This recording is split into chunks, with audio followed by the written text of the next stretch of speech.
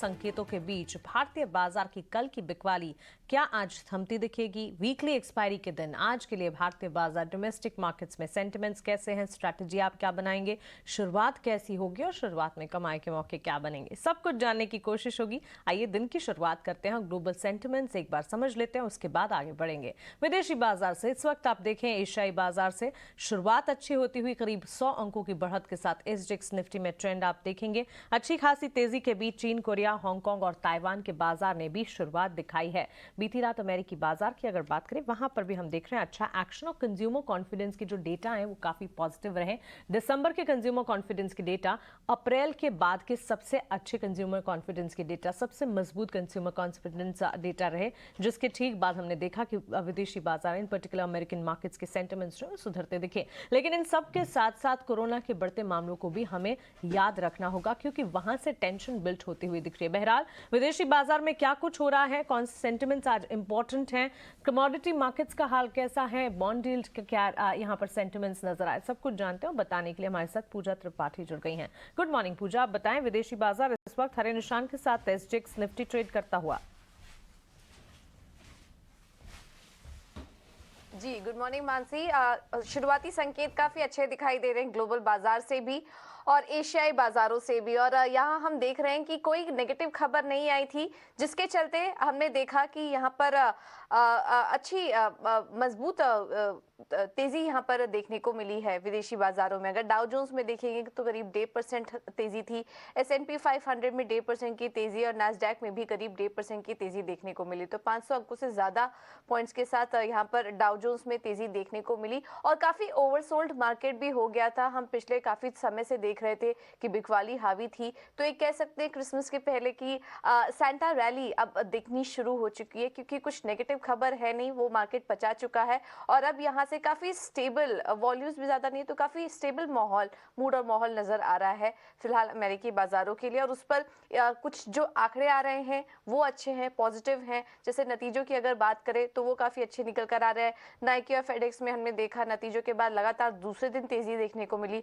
और इसके अलावा जो एक और आंकड़ा आया दिसंबर कंज्यूमर कॉन्फिडेंस इंडेक्स का, वो बढ़कर 108 के पास पहुंच गया है, जो कि अप्रैल के उच्चतम स्तर पर ये आंकड़े निकल कर आए। तो ये भी एक पॉजिटिव खबर थी, जिसने कि बाजार की तेजी को यहाँ पर ट्रिगर देने की कोशिश की है। अब आने वाले समय में भी जो नतीजे आने वाले हैं उस पर हमारी नजर रहेगी और माना जा रहा है कि अनुमान से बेहतर रिजल्ट्स देखने को मिल सकते हैं। तो फिलहाल फंडामेंटल लिहाज से देखेंगे अमेरिकी बाजारों के लिए तो कुछ पॉजिटिव खबरें आने वाले समय में देखने को मिल सकती हैं। लेकिन जैसा कि आपने बताया कि कोरोना के बढ़ते मामलों पर भी हमारी नजर रहेगी। फिलहाल आज के लिए मूड और माहौल अच्छा है। जॉबलेस क्लेम के आंकड़ों पर भी आज हमारी नजर रहेगी और कामेक्स के भी नतीजे आ जाएंगे जो कि फोकस में रहेंगे। यूरोप के बाजारों में भी हमने देखा एक बड़ी गिरावट के बाद वहां पर भी रिकवरी दिखी और डायक्स, फुटसी, कैक में हम देखेंगे करीब 1.5 से 2% की तेजी वहां पर भी थी। बॉन्ड और कमोडिटी मार्केट का भी अगर मूड देखेंगे तो स्टेबल ही है, वहां पर भी ज्यादा कुछ एक्शन इस वक्त नजर नहीं आया। नेगेटिव साइड पर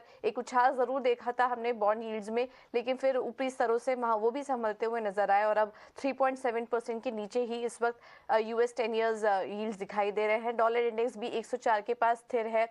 सोने में भी क्योंकि डॉलर में ज्यादा कुछ एक्शन नहीं हुआ तो सोना भी सपाट ही कारोबार कर रहा है, 1825 1826 के आसपास गोल्ड इस वक्त दिखाई दे रहा है। और कच्चे तेल में भी ऊपर की तरफ थोड़ा एक तेजी देखने को मिली थी। US स्टॉक में अनुमान से ज्यादा गिरावट के चलते कच्चे तेल में तेजी आई थी, लेकिन ऊपर की तरफ वो जो तेजी थी वो कैप्ड थी, क्योंकि US में स्टॉर्म अलर्ट और मंदी के डर से कच्चे तेल में जो तेजी है वो ज्यादा कुछ बड़ी दिखाई नहीं दे रही है। 82 तक आया, उसके बाद फिर हमने देखा कि हल्के लाल निशान में यहाँ पर भी कारोबार होता हुआ नजर आया। फिलहाल अगर भारतीय बाजारों के लिए संकेत की बात करें तो आज काफी पॉजिटिव क्यूज देखने को मिल रहे हैं। एब्सोल्युटली, तो ग्लोबल सेंटिमेंट्स भारतीय बाजार के लिए इस वक्त हक में नजर आ रहे हैं। शुक्रिया पूजा, ये सारे के सारे ग्लोबल सेटअप से जुड़े ट्रिगर्स हमारे सामने रखने के लिए। आइए आगे बढ़ते हैं और अब जान लेते हैं कि कल के कारोबारी सत्र में एफआईएस डीआईएस की तरफ से एक्शन कैसा रहा।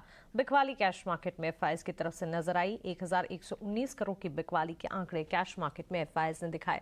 इसके सामने 1757 करोड़ की खरीदारी डीआईएस की तरफ से आप देखेंगे। वहीं वायदा बाजार की अगर बात करेंगे, इंडेक्स फ्यूचर्स में 585 करोड़ की बिकवाली है एफआईएस की तरफ से और इंडेक्स ऑप्शंस में 3739 करोड़ की खरीदारी के आंकड़े। तो क्लियरली कैश मार्केट और इंडेक्स फ्यूचर्स में एफआईआईज की बिकवाली, वहीं डीआईएस कर रहे हैं खरीदारी और इंडेक्स ऑप्शंस में एफआईआईज की बड़ी खरीदारी के डेटा आते हुए।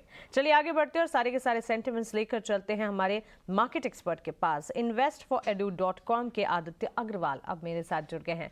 गुड मॉर्निंग आदित्य, स्वागत है आपका 18 आवर्स सुदेश पर। वीकली एक्सपायरी का दिन है, विदेशी बाजार से सेंटिमेंट्स पॉजिटिव हैं, लेकिन भारतीय बाजार में कल काफी उठापटक दिखी। बिकवाली का दबाव आखिरी कुछ घंटों में बाजार ने संभलने की कोशिश भी की, लेकिन लाल निशान के साथ ही हमने निफ्टी बैंक निफ्टी में क्लोजिंग देखी। ऑन अ वीकली एक्सपायरी आज के लिए अहम लेवल स्ट्रैटेजी क्या बनाएंगे आप? गुड मॉर्निंग, शो पे बुलाने के लिए बहुत शुक्रिया। जी बिल्कुल, कल हमने लास्ट आवर में एक भारी गिरावट देखी बाजार में और बड़े रेड कैंडल्स दिखे निफ्टी बैंक निफ्टी दोनों में ही। और उसके साथ अगर हम विक्स की बात करें तो विक्स में भी एक अच्छा खासा उछाल देखने मिला था हमें। आज 16 का जो स्तर रहेगा विक्स का वो काफी इंपॉर्टेंट लेवल रहेगा। ट्रेडर्स को उसको मॉनिटर करना चाहिए। अगर 16 के ऊपर विक्स चलने लगता है तो कहीं ना कहीं वॉलेटिलिटी और बढ़ेगी मार्केट में। और क्योंकि आज वीकली एक्सपायरी है तो मार्केट शायद वॉलेटाइल रहेगा। नीचे की तरफ 18,140 जो स्पॉट पे लेवल्स है, मैं उसको क्लोजली वॉच करूंगा। अगर वो ब्रेक करता है तो कहीं ना कहीं मार्केट 18,000 के आसपास जाके एक्सपायर करने के चांसेस हाई हो जाते हैं। और ऊपर की तरफ 18,300 से 18,450 का जो लेवल है वो काफी स्ट्रॉन्ग रेजिस्टेंस है। अब मेरा मानना है कहीं रेंज नीचे की तरफ शिफ्ट हुआ है तो 18,100 काफी क्रूशल रहेगा, क्योंकि एसजीएक्स निफ्टी शो कर रही है कि हम 100 पॉइंट तेजी के साथ खुल सकते हैं। तो वो क्लोजली मॉनिटर करें 18,140 का जो इमीडिएट सपोर्ट लेवल है। अगर मैं बैंक निफ्टी की बात करूं तो 42,400 से 42,200 का जो लेवल है वो काफी स्ट्रॉन्ग सपोर्ट एरिया है बैंक निफ्टी के लिए। और ऊपर में 42,800 से 43,000 का जो लेवल है वो एक रेजिस्टेंस जोन है। तो बैंक निफ्टी में कहीं ना कहीं ज्यादा वीकनेस है और प्राइवेट सेक्टर बैंक्स में हमें थोड़ी और सेलिंग देखने मिल सकती है। फिर ऐसे में कौन से स्टॉक्स हैं आपके रेडार पर आज? ट्रेडिंग आइडियाज क्या बताएंगे आप? जी बिल्कुल, कल हमने देखा था कि फार्मा और आपके डायग्नोस्टिक स्टॉक्स काफी मोमेंटम में थे। तो कई मेरा मानना है फार्मा स्टॉक्स कंटिन्यू करेंगे आज भी।